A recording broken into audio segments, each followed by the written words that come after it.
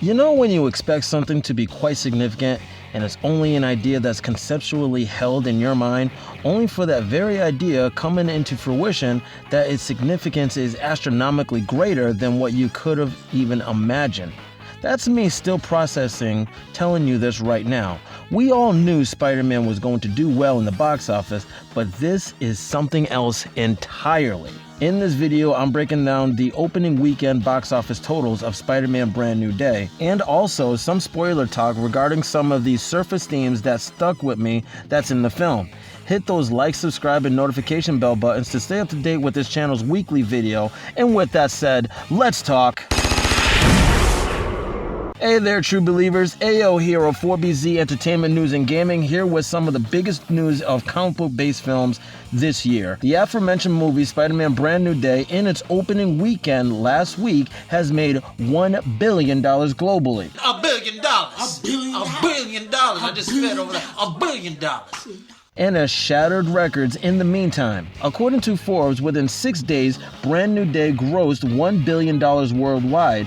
It has beaten Avengers Endgame domestically, meaning here in the North American box office market, by $2.9 million, grossing $360 million, not adjusting for inflation. It is the fastest film to surpass $400 million domestically in 4 days and delivered the highest grossing Monday in history, with $46 million beating a Black Panther record. And according to Variety, Spider-Man Brand New Day and Avengers Endgames are the only two movies in history to cross $300 million in a single weekend. Now, with these new developments, I could go on and on about how this movie is so great from the perceptions of journalists, but for this video, I wish to share with you some of the themes in the film which I believe resonated with people watching. The first thing that resonates with me in the movie is Peter's struggles with his power, more specifically his spider hormones caused by neglecting to embrace his human side, being Spider-Man all the time, and not spending time dealing with himself alone in the world,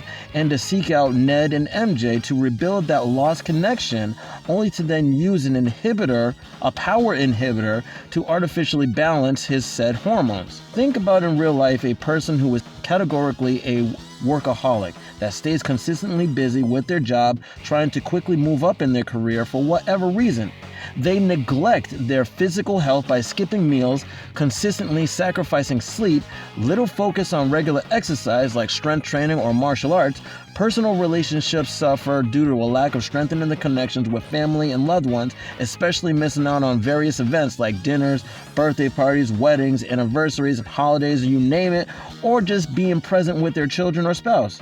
So when Peter finally lets go and accepts himself by balancing both aspects of his true nature, after telling MJ about who he is, it was then I knew this story was indeed intended as a personal journey of growth, which relates to the second theme I resonated with. And that is, like I said in my last video, that you are never alone during those hard times in life, no matter how difficult the obstacles may seem.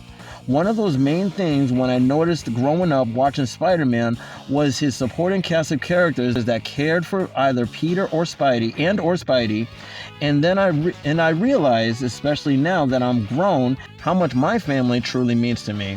Because when under the teenage angst, almost like on how what was Jean Grey going through, was in reflection of Spider-Man, you think you can take on the burden of your problems all by yourself, only to then lash out at everyone, just like on how she paralyzed a huge portion of the people of New York and nearly eliminated the guy in charge of damage control, which is why Peter allowed her to read his memory, and they were able to come to understand each other and their pain. So right now, the expectations of this movie is for it to pass $2 billion in the box office.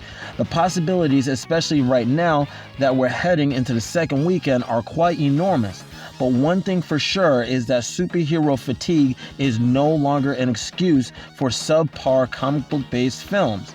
That's where this movie shines for my brother Maz1 and I, that these films like Marvel and DC need to mature now that the audience that once was younger are now grown and have lives of their own.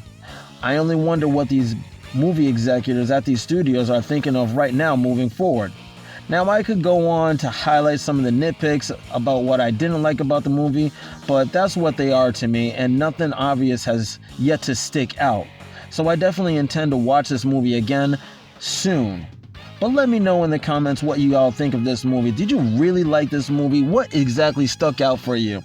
Thank you for making it to the end of this video, and I'll see you guys in the next one. Peace.